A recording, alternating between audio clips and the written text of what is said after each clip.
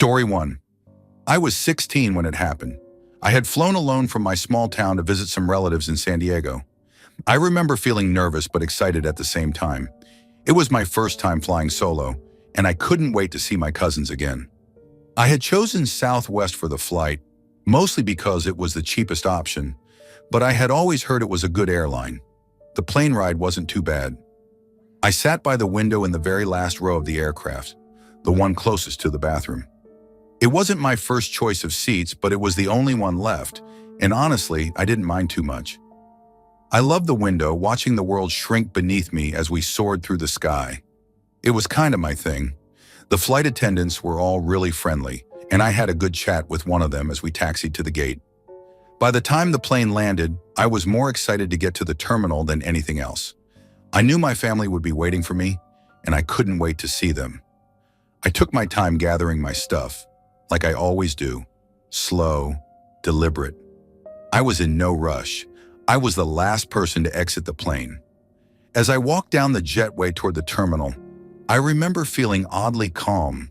The noise from the plane faded away as I made my way through the tunnel, and when I stepped into the airport, something felt off.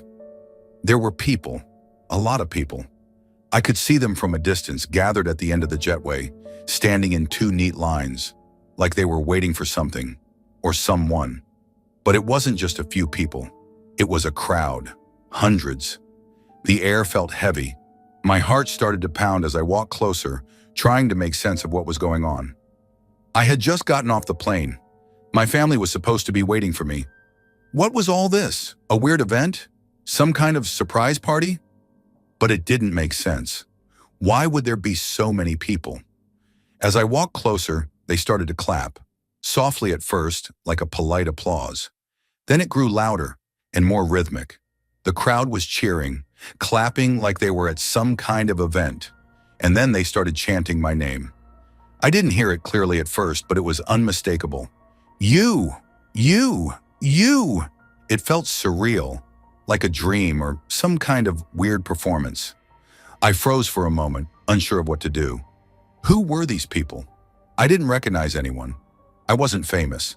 I didn't even know if I had done anything to warrant this attention. As I hesitated, I realized that the people in front of me, other passengers, were backing away from the crowd, eyes wide, looking confused. Some even scared. I wasn't sure if they were just as startled as I was or if they knew something I didn't. The sound of the clapping and chanting intensified. I wasn't sure if I should stop or keep moving, but I felt this weird pull to walk forward. My legs moved on their own, like I was on autopilot, as I made my way through the clapping lines. My hands went up instinctively, and before I knew it, I was high-fiving strangers. Their palms were cold, unnaturally cold, and some of their grips were too strong, almost painful, but I didn't think too much of it. My mind was spinning. What was happening? I didn't have any carry-on bags, so I was free to move easily through the crowd, but something felt wrong. The crowd was too silent. Despite the applause, no one spoke. No one said a word, and the more I walked, the more I began to notice something chilling about them. They all looked the same. Blank faces, eyes wide open but vacant, like they weren't really seeing me. Their expressions were frozen in some kind of eerie smile. Their claps were synchronized too. It felt like a performance, but one I wasn't a part of. I kept walking, trying to get through the tunnel of clapping strangers, my pulse racing faster with every step. The tunnel seemed to stretch on forever. I glanced up for a moment, and in the distance I could see the gate area. I had to be close now. I had to be almost done with whatever bizarre event this was. But as I got to the end of the crowd, I saw something that made my blood run cold. At the very end of the line, just past the last person, there was an opening. It was nothing special, just the usual airport terminal behind it. But something about it felt wrong. It was like I had just crossed some invisible threshold, and that's when it hit me. There was no one waiting for me. There was no sign of my family, no relatives, no familiar faces, just the echoing claps of the crowd behind me. And then it stopped. The applause died instantly. The chants faded into silence. The crowd fell into complete stillness, as if they had never existed at all. I stood there in the empty terminal, confused and shaking, unsure if I had just imagined everything or if I had somehow stumbled into some kind of nightmare. But it was real. I could feel it in my bones. Something had happened. Something had changed. I turned around, looking back at the crowd, but it was gone. Completely gone. No one was there. The lines of clapping people, the strange smiles, they were all just vanished. The terminal around me was empty now, quiet, like nothing had ever happened. I made my way to the baggage claim, my heart still pounding in my chest, my mind racing. I couldn't shake the feeling that something was horribly wrong. As I walked past the empty spaces, I could feel eyes on me. But when I turned, there was nothing, no one. My skin crawled as I waited for my luggage. The weirdness of what I had just experienced hung over me like a dark cloud. I still don't know what happened that day. Maybe it was some kind of weird dream or a hallucination, but it felt too real to be either of those things. Story 2. I've never been one to talk about the things I've seen, but there are some moments that stick with you, like a nightmare that never really ends. It's strange how your mind wants to protect you, to block things out, but there are some things that are just too vivid, some things you can't forget. I was in Pyongyang, North Korea for a work trip. The whole place felt like a bad dream, a world frozen in time, with its suffocating silence and strange hidden energy. My boss had arranged everything, of course. He was always the one calling the shots. But I didn't expect this. The helicopter ride was supposed to be a routine thing, a simple trip from one part of the city to another. I was supposed to meet someone important, something to do with local contacts, a government official or a high-ranking officer. I wasn't really sure. All I knew was that I was told to get on that chopper, and I did. The Mil-6 was unlike anything I'd ever seen. The interior was a horror show in itself. The seats, if you could even call them that, were just old couches thrown in haphazardly, cracked leather peeling away to reveal the yellow foam inside. You could feel the rot in the air, like something had been trapped in there for decades, long forgotten. The door shut with a sickening thud, and I felt the hairs on the back of my neck prickle. There was no way out now. I remember the noise first, the whine of the blades as they cut through the air. The sound of it was deafening, like a buzzsaw grinding against the wind. The pilot, a gruff man with a face that looked like he'd spent his entire life in the cockpit, gave a barely noticeable nod and flicked a switch. For the first few minutes, it was all smooth sailing, or at least as smooth as it could get in a helicopter like that. The view of Pyongyang from the sky was something I couldn't really describe.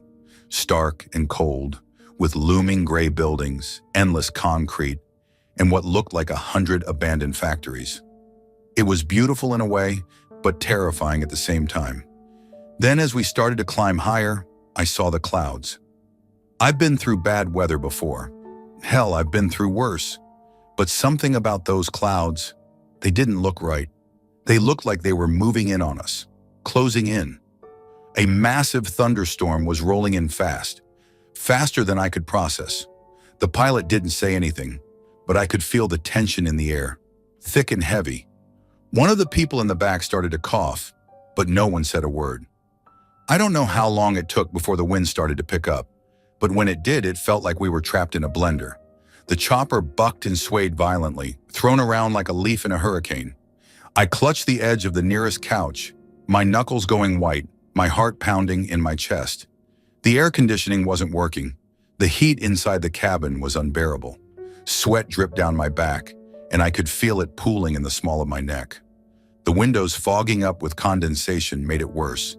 The heat mixed with the thick, wet smell of metal and oil. Then the first crack of thunder hit. It felt like the entire world shook. The sound was so loud, so close, it rattled my teeth. The helicopter lurched to one side, and I heard someone in the back scream. I didn't know who it was, but I heard the fear in their voice. The noise was deafening now. The storm was right on top of us. And the wind was insane, pulling the chopper in every direction. One of the couches slid across the cabin like it was nothing more than a piece of paper. I grabbed onto the armrest, my fingers slipping against the slick surface. the whole helicopter groaning under the pressure of the storm. "Hold on!" the pilot shouted, his voice barely audible over the howling wind. "Are we going to make it?" someone asked, their voice high-pitched, almost frantic. I couldn't tell who it was. Everything felt like it was happening in slow motion. "We have to!" The pilot's voice was strained now, almost too calm for what was happening. The chopper shook again, harder this time. A horrible screeching sound filled the cabin, like metal being torn apart. I looked out the window just in time to see a bolt of lightning flash across the sky, illuminating everything in a ghostly white light. For a second, the world seemed to freeze, and then it happened. We dropped. Not slowly, but violently, like someone had grabbed the helicopter by the tail and yanked us down. The whole cabin pitched forward, and I was thrown out of my seat. I slammed into the wall hard, my head spinning as the world outside became a blur of rain, wind, and darkness. The chopper's engines screamed, struggling to keep us in the air. The noise was unbearable. The whole thing felt like it was coming apart. I remember looking at the pilot. His face was pale, his hands locked tightly on the controls. I've never seen someone look that terrified, that out of control. For a moment, I thought we were done for. "Pull up! Pull up!" someone screamed from the back, but it was barely coherent, lost in the roar of the storm. I couldn't tell if it was the wind or the sheer panic in their voice that made it so haunting.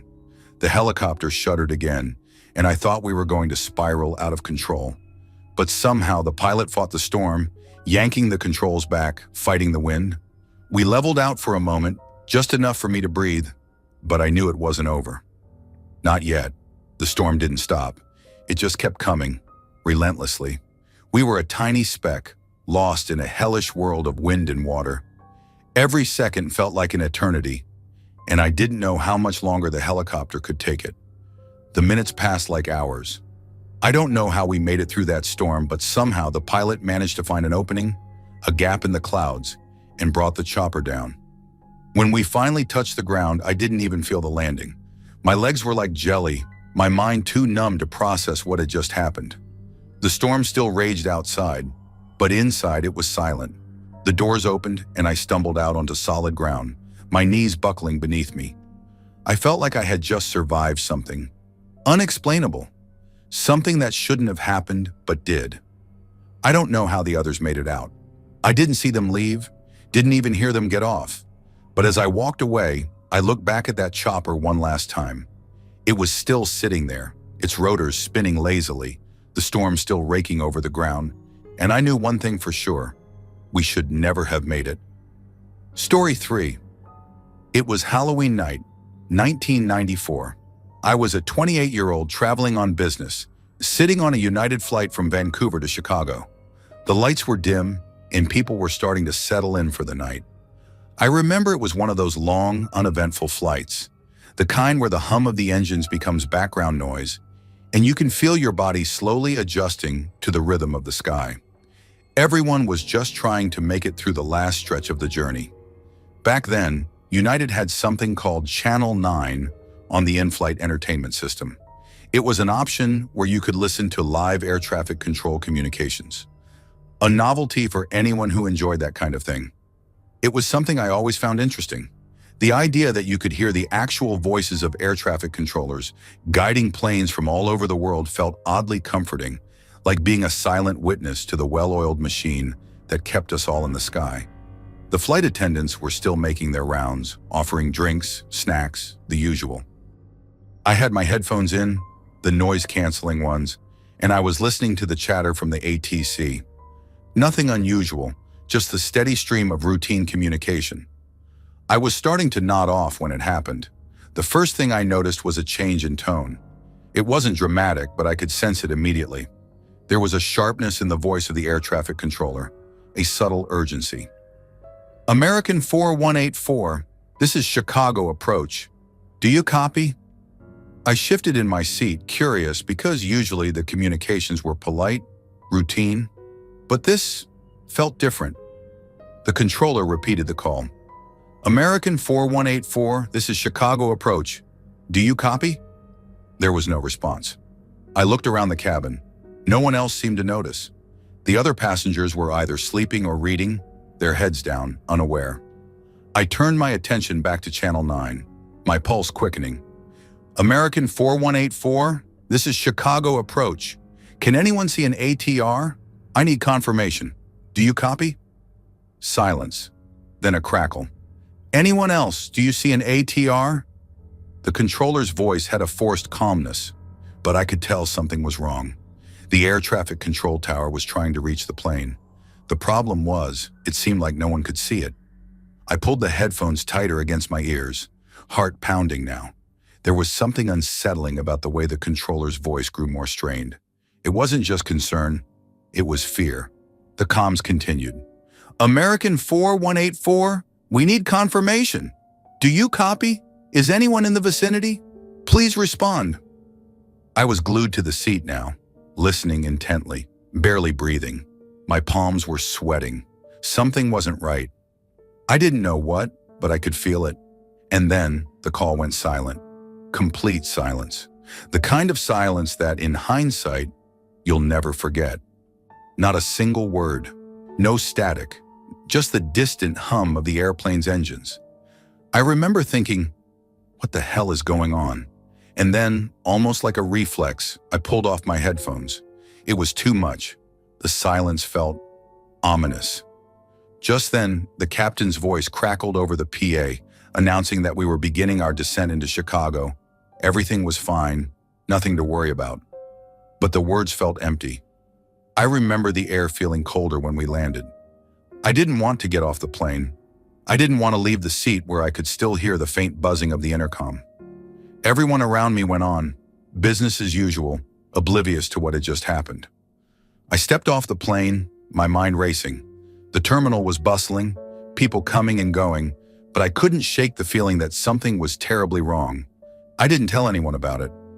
What could I say? I wasn't even sure what I had just heard. Was it just an odd glitch in the system? A miscommunication? Or was it something more? I didn't know. At the hotel that night, the eerie sense that something had happened stayed with me. It wasn't until I switched on the TV that the chill went down my spine again. CNN had the breaking news report. My blood ran cold as I saw the words flash across the screen. American Airlines Flight 4184, an ATR aircraft, crashes in Indiana. All 64 people on board are dead. I froze. I couldn't breathe. The controller's frantic calls. The repeated request for someone to confirm a sighting of an ATR. It all came flooding back. It hit me like a punch to the gut. That was the plane, American 4184, the one they couldn't find. It didn't make sense. How could they not know where it was? How could no one see it? It had been in the air just minutes before it crashed, and I had heard the panic, the fear, the urgency in the air traffic controller's voice, the silence after the last call.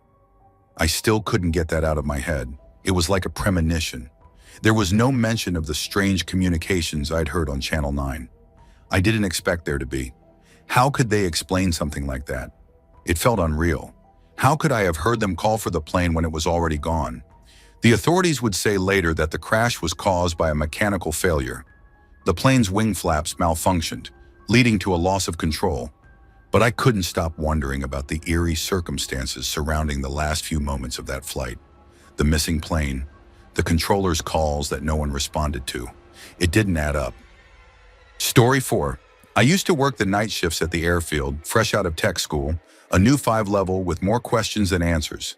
The RC-135 fleet was my world, full of history that the older crew members would often recount. There were stories that always hung heavy in the air, stories of the plane's past lives, some of which felt almost too strange to be true. One jet in particular had a history that I never fully understood. They called it the body carrier, and the tale was whispered amongst the old hands like it was something sacred. I was still too young to know whether I believed the stories or not, but something always bothered me when I worked on that bird. One night I was assigned to download flight data for the day's mission. It was a quiet, uneventful night. Well, until it wasn't. The hangar was mostly empty, and the dim lighting from the overhead lamps cast long, eerie shadows across the plane. The night shift wasn't too bad, but it was always a bit unsettling being alone on the flight line. The wind had kicked up, howling through the open doors and rattling the edges of the hangar. I had my task list in hand and my cheap flashlight clutched between my teeth, the beam flickering against the cold metal and concrete as I made my way toward the tail of the aircraft. I climbed up the crew entry ladder, moving with mechanical precision. I knew the drill: update the forms, check the equipment, and get the data logged. There wasn't anything special about the plane that night, or so I thought. But then, it happened. I heard it. The unmistakable sound of something shifting in the belly of the aircraft. A creaking, groaning noise, like the weight of an unseen presence. It was a noise I'd never heard before, and it wasn't just the plane settling on its undercarriage like normal. It was something far more unnatural. It took me a moment to realize what it was, but I knew instantly once I heard it again. A faint rattle, like chains dragging across the wooden deck of the cargo hold. My heart skipped. I knew the plane's history. I'd heard the stories of it being used to carry the fallen from Vietnam, the ones who'd never come back. The body carrier, they called it, though I had no idea how much truth there was to that. They said it wasn't just the bones of soldiers that the plane carried, that something else came with them. Something dark, something unspoken. I froze, flashlight held steady as I scanned the empty space in front of me, trying to ignore the knot growing tighter in my stomach. The sound of the chains was unmistakable. They jingled again, slow and deliberate. I told myself it was just my mind playing tricks. I was tired. Everyone on the crew was. The hours were long, the work tedious, but even then I couldn't shake the feeling that something wasn't right. I stepped into the cargo hold, the wooden floor beneath my boots creaking under my weight. My flashlight didn't do much to cut through the darkness ahead of me, but I could just make out the bare metal walls and the old weathered cargo straps hanging loosely from the ceiling. I didn't think anything could feel more isolated than being inside a massive jet at 2 a.m. with no one around. But the creaking of the floorboards, the rattle of chains, I could hear it now, coming closer, closer. My breathing picked up as I stepped forward, my hands shaking slightly as I adjusted my grip on the flashlight.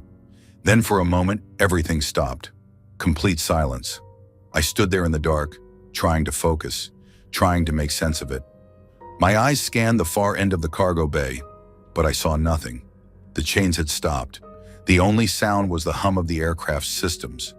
Just as I started to breathe easier, I heard it again. This time, it was closer. The unmistakable rattle of metal against wood. It was slow and deliberate, like something or someone was dragging themselves across the cargo hold, pulling the chains with them.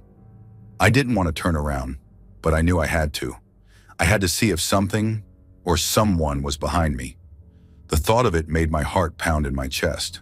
My head spun, the beam of the flashlight trembling in my hands as I slowly, very slowly, turned it over my shoulder. Nothing. The air felt thick, heavy. My skin prickled, every hair standing on end. I felt the deep, cold presence of something I couldn't see, and the sensation was suffocating. Then it came again, closer this time, so close that it seemed to be directly behind me. I could hear the chains, but I couldn't see anything. No person, no shape, no shadow. I turned on my heels, aiming the flashlight down the length of the plane, heart hammering in my chest. My mind raced, trying to process what was happening. Was it just my imagination? No, something was wrong. I wasn't alone. I knew that much, and I didn't dare look back. I finished signing off on the forms, hands unsteady, sweat collecting on the back of my neck despite the chill in the air. My mind was a blur of panic and confusion as I closed the hatch, making sure the aircraft was locked down tight. I didn't care if I missed the details. I didn't care about the data anymore. All I could think about was getting out. As I descended the ladder, my flashlight beam cast a long shadow over the plane's fuselage. For a moment, I saw something, or maybe I imagined it, a shape moving within the dark. Something tall, something wrong.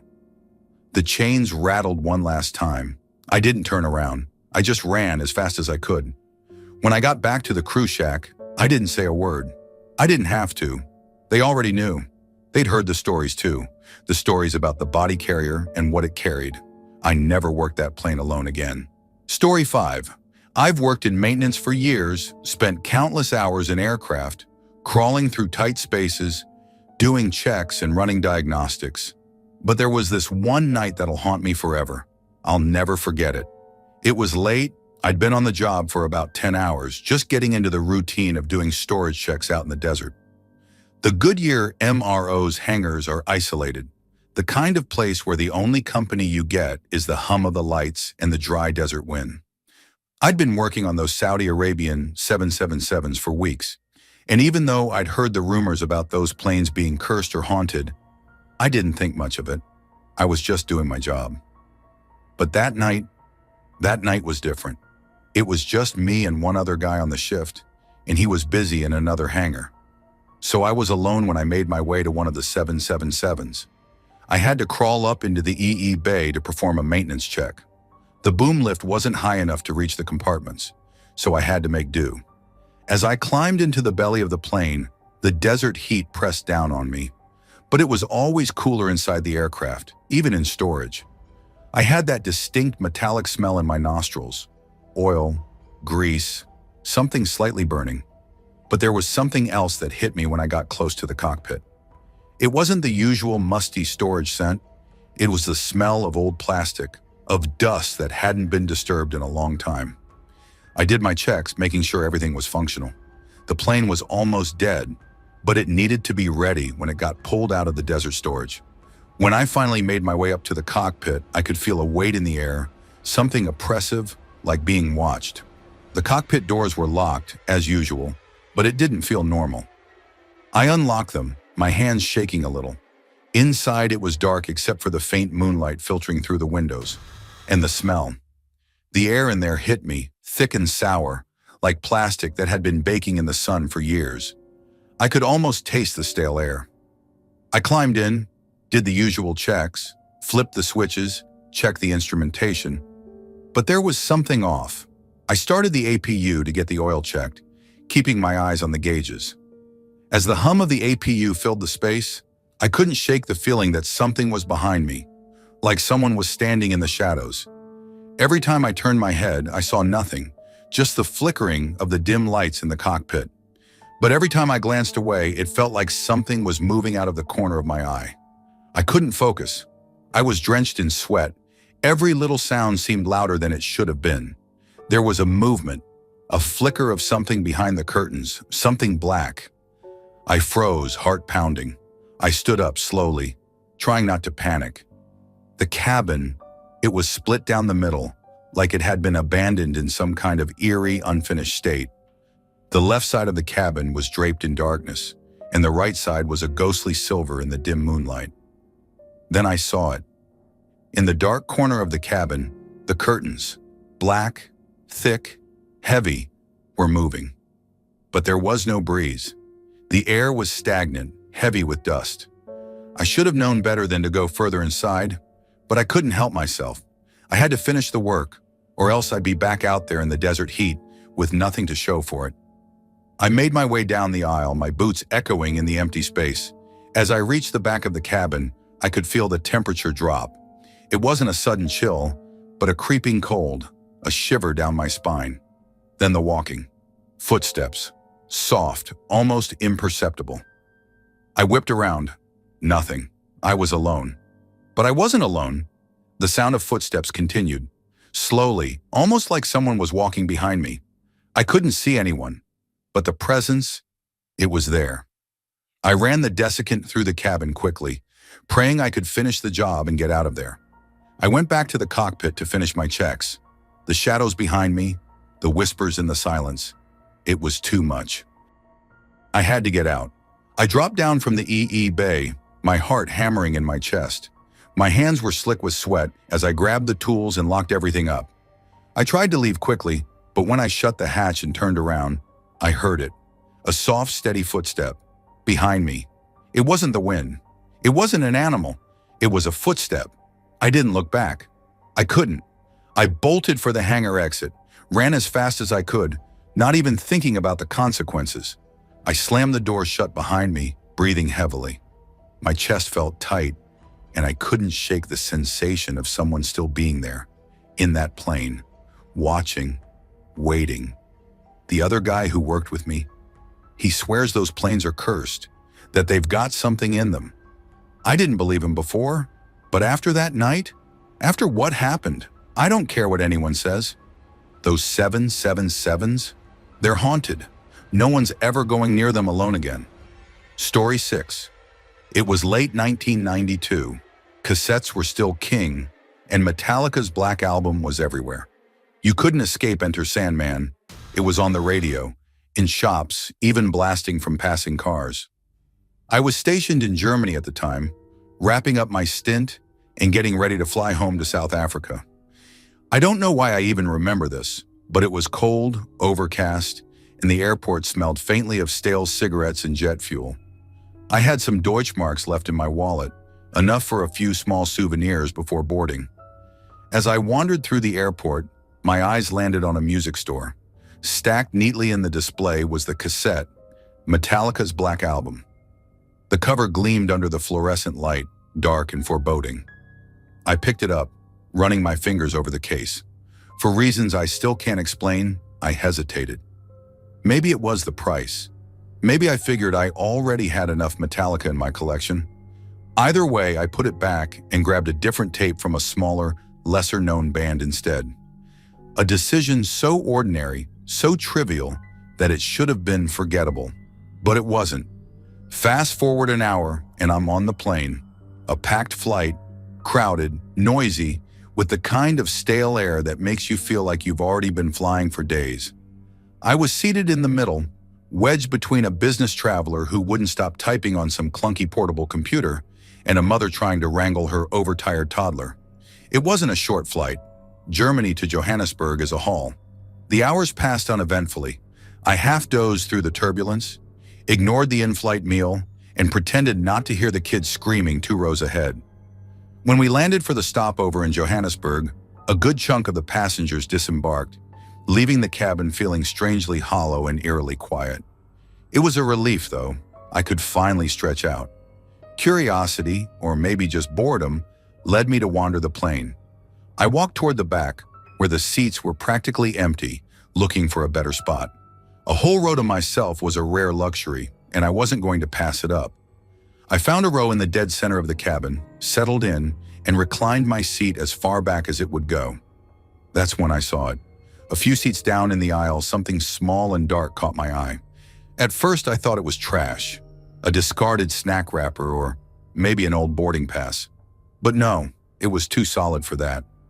Curiosity got the better of me, so I unbuckled and leaned over. The thing was sitting on the middle seat like it had been placed there intentionally, a cassette tape. I picked it up, turning it over in my hands. My stomach tightened when I saw the cover. Black, stark, Metallica's Black Album, the same one I'd held in the airport just hours before. I froze. The rational part of me immediately dismissed it as coincidence. Someone had forgotten it. Maybe a fan who had swapped seats mid-flight. But that didn't explain why it was so perfectly placed, almost as if it had been waiting for me to find it. I looked around, half expecting someone to walk up and claim it, but the cabin was empty except for a few flight attendants chatting quietly near the galley. I sat back down, gripping the cassette tightly. I tried to ignore the weird feeling crawling up my spine, convincing myself it was just jet lag. The plane engines roared back to life, and we began the final leg of the journey to Cape Town. I slipped the tape into my carry-on, still unable to shake the sense that something wasn't right. The rest of the flight was uneventful, or at least that's what I tell myself. I felt watched. Every shadow seemed longer, every creak of the plane louder. By the time we landed, I was itching to get off. Back at home, the cassette sat on my desk for days. I avoided playing it, almost as if doing so would invite something unwelcome. But eventually, curiosity won. I popped it into my Walkman and pressed play. The music was fine, perfect even. The familiar riffs of Enter Sandman blared through my headphones, and for a moment I felt silly for letting a tape get under my skin. But then came the voices. Faint at first, barely noticeable beneath the music. I thought it was just static or interference, but the longer I listened, the clearer they became. Low murmurs, overlapping, speaking in a language I couldn't understand. They grew louder with each track until they drowned out the music entirely. And then, just as suddenly as they started, they stopped. The tape clicked to an end. I rewound it, thinking maybe it was a glitch or some weird recording error, but the voices were gone. I tried again and again, but all I heard was the music. I couldn't explain it. I didn't want to. That night I had the worst nightmares of my life. Dark figures stood at the foot of my bed, whispering. I couldn't move, couldn't breathe. When I finally woke up, drenched in sweat, the cassette was lying on my pillow. I had left it on my desk. I threw it away the next day, burying it in the trash under a pile of old newspapers. I never bought another Metallica album again. Story 7. I had been a flight attendant for years, and after 9/11, every flight carried a certain unease, an undercurrent of tension that no amount of polite smiles or cheerful greetings could erase. I was the greeter on an early morning transcontinental flight from Washington, D.C. to Los Angeles. It was my job to welcome passengers as they boarded, trying to set the tone for a pleasant journey. That day, I remember it was a full flight, every seat taken. The cabin buzzed with sleepy conversations, the clink of carry-ons, and the rustle of newspapers. Among the passengers, one man stood out. He was in his 40s, muscular, with his right arm in a dirty stained cast. As he approached, I offered my usual upbeat greeting. "Good morning." "What happened to your arm?" I asked, genuinely curious. His reply was flat, devoid of emotion. "I burned it." Trying to lighten the mood, I quipped, "Next time, don't play with matches." He didn't even smirk, just stared at me with dull, lifeless eyes and walked to his seat. That moment unsettled me, but I shook it off. Passengers came in all moods, and it was my job to stay cheerful. A few hours into the flight, meal service was underway.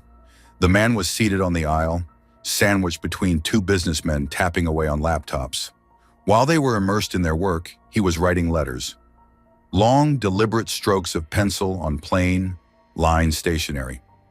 In an age of email, it struck me as odd.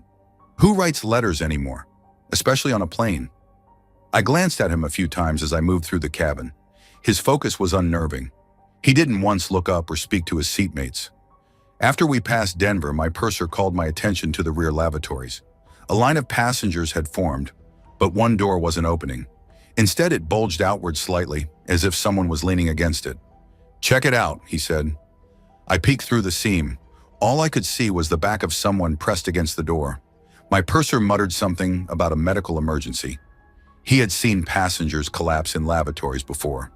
Together, we released the door pins, but it wouldn't budge. The weight against it was too much.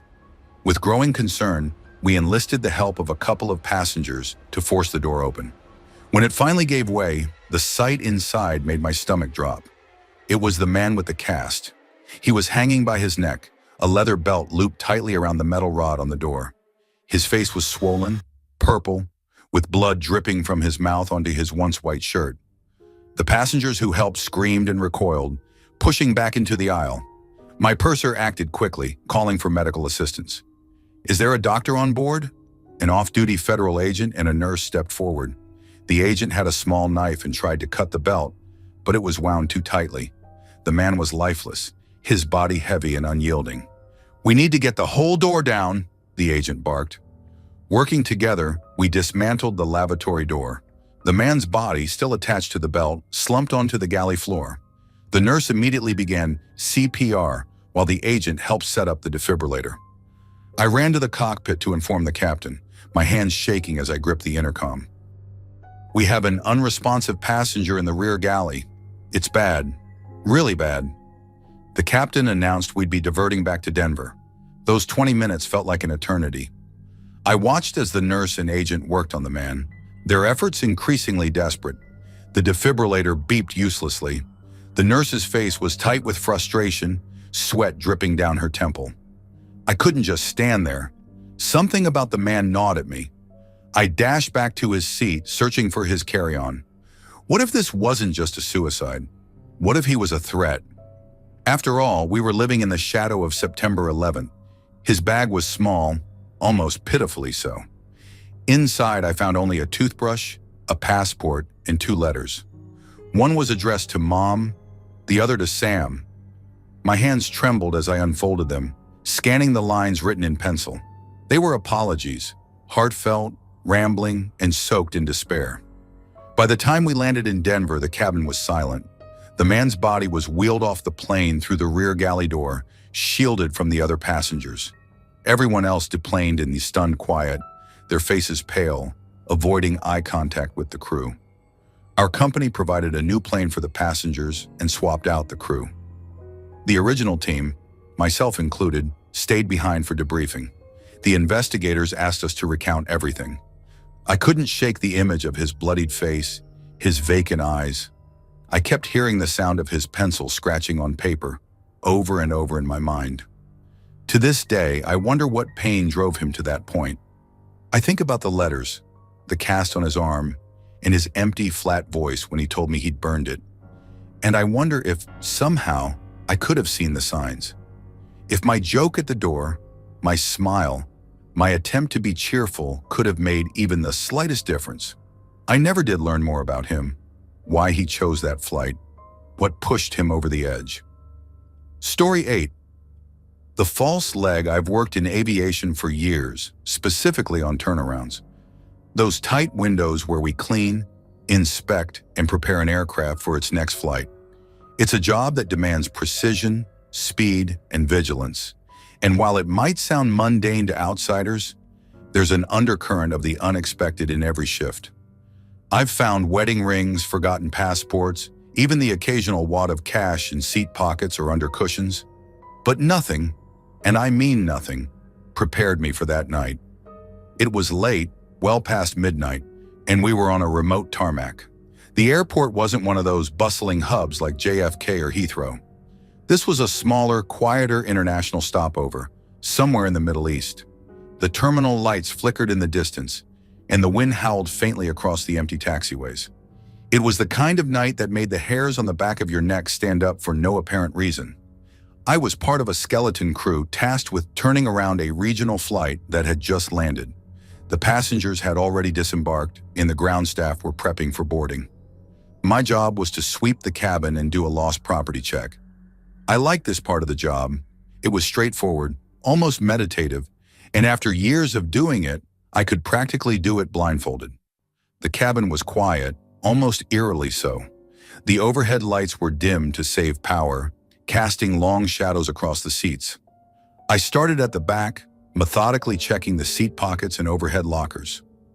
Row after row, it was the usual mix: crumpled boarding passes, empty water bottles, and the occasional forgotten scarf. Then I reached the middle section, just over the wing. I'll never forget that row, 24D, E, and F. I opened the overhead locker above 24D. At first I thought it was empty, but something in the corner caught my eye. It was a black sports bag, slightly scuffed, the kind you'd pick up at any discount store. I pulled it down thinking it was another forgotten gym bag, maybe stuffed with a pair of sneakers or clothes. But when I unzipped it, the contents made me freeze. Inside was a prosthetic leg, a false leg. Now I've seen plenty of strange things left behind on planes, but this was different. For one, it wasn't just the leg itself.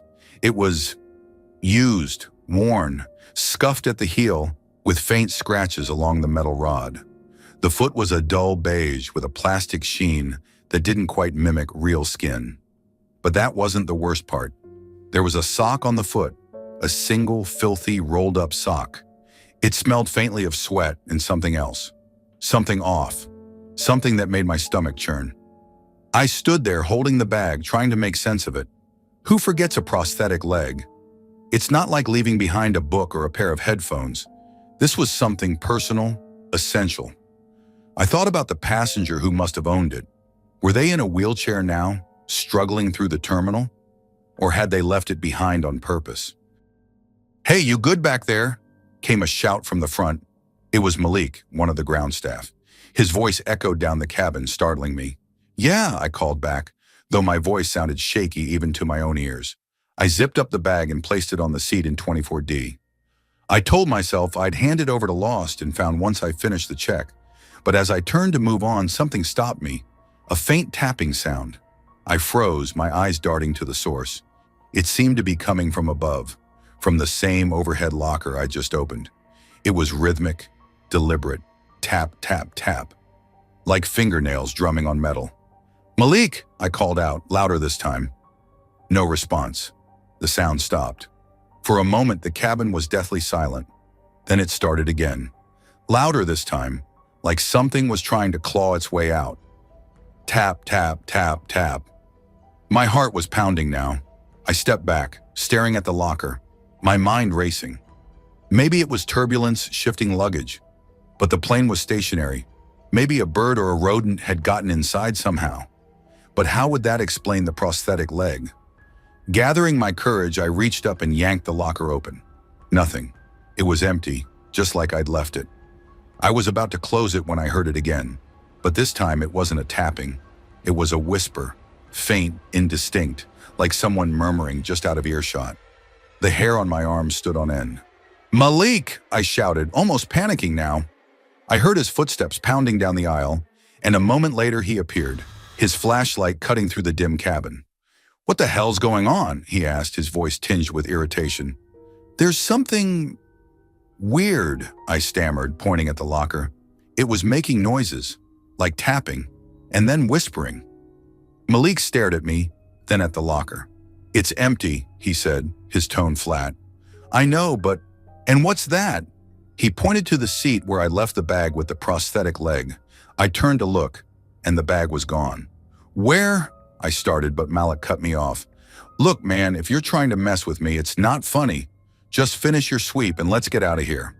"I'm not messing with you," I said, my voice rising. "It was right there. I put it on that seat." Malik shook his head and muttered something under his breath before walking away. I stood there, my mind reeling. There was no way the bag could have disappeared. I'd put it on that seat. I was sure of it. I finished the sweep as quickly as I could, my hands trembling with every locker I opened. But there was no sign of the bag or the leg. When I stepped off the plane, Malik was waiting at the bottom of the stairs. He didn't say anything, just gave me a look that made it clear he thought I'd lost it. I didn't try to explain. How could I? That night I couldn't sleep. The tapping, the whispering, the missing bag. It all replayed in my mind like a broken record. I even considered reporting it. But what would I say? That a prosthetic leg haunted an empty plane? The next day I checked Lost and found no one had turned in a prosthetic leg. No passengers had reported one missing either. It was as if it had never existed. And to this day, I can't set foot in row 24 without feeling that same creeping dread. Story 9. I grew up in a quiet suburb in the Midwest, where the skies seemed to stretch forever and the sound of planes was part of everyday life. My dad worked as an accountant, my mom was a school teacher, and we didn't travel much, except for that one trip in 1971. I was 9 years old. It was supposed to be the most exciting adventure of my young life. Instead, it became something I would never forget. We were flying out of O'Hare. The airport was a maze of chaos and noise. I remember holding my mom's hand tightly, staring wide-eyed at the enormous airplanes lumbering across the tarmac. It was my first time flying, and I couldn't decide if I was more thrilled or terrified. Our flight was on a Boeing 727, one of those sleek tri-jets with engines mounted on the tail. Back then, it seemed like the height of modernity, gleaming, almost alive. My dad pointed it out through the terminal window. "That's our ride," he said, smiling. "Don't worry, they call this the workhorse of the skies." The plane was packed. We found our seats, me by the window, my mom in the middle, my dad on the aisle. As we taxied out, I pressed my forehead against the cold glass, watching the ground crew wave us off. The engines hummed, a low, almost soothing vibration that filled the cabin. Then the plane turned onto the runway, and the captain's voice crackled over the intercom. "Ladies and gentlemen, this is your captain speaking. We're about to take off. Please ensure your seatbelts are fastened, and we'll be on our way shortly. Thank you for flying with us." The engines roared, and I felt myself pushed back into my seat. The plane accelerated, faster and faster, the world outside becoming a blur. I clutched the armrest, heart pounding, a strange mix of exhilaration and fear. My mom smiled at me, reassuring, but I barely noticed. My whole world was the rumble of the engines and the rush of the takeoff. And then, it happened. A deafening boom shattered the symphony of sound, echoing through the cabin like a cannon shot. The plane shuddered violently, throwing me against the window. For a split second, everything seemed to freeze. Then came the shaking. It felt like the entire plane was falling apart, the vibrations so intense I thought the wings might tear off. Screams erupted. Luggage tumbled from overhead bins. My mom grabbed my arm, her face pale, her eyes wide with terror. My dad, usually so composed, had gone rigid, gripping the armrest like a lifeline. The engines whined, sputtered, and then the roar that had filled the cabin was replaced by an eerie silence. But we weren't slowing down. Not yet. We were still hurtling down the runway, the end of which was rushing toward us. The captain's voice broke through the chaos, calm but urgent. "Brace yourselves. We're aborting takeoff." The brakes engaged and the deceleration hit like a punch to the chest. The tires screeched against the asphalt, the whole plane lurching forward. People were thrown against their seatbelts. My mom's hand tightened on mine, her nails digging into my skin. I craned my neck to look out the window. The runway markers blurred past. Ahead, the asphalt seemed to vanish into a grassy field. Were we going to stop in time? The shaking grew worse, the vibrations rattling my teeth. My stomach flipped as the nose of the plane pitched slightly forward, forcing us harder into our seats. Just as the end of the runway loomed close enough to see the perimeter fence, the plane came to a screeching halt. The silence that followed was deafening. No one moved. No one spoke. The captain's voice returned, steady but strange, like he was trying too hard to sound composed.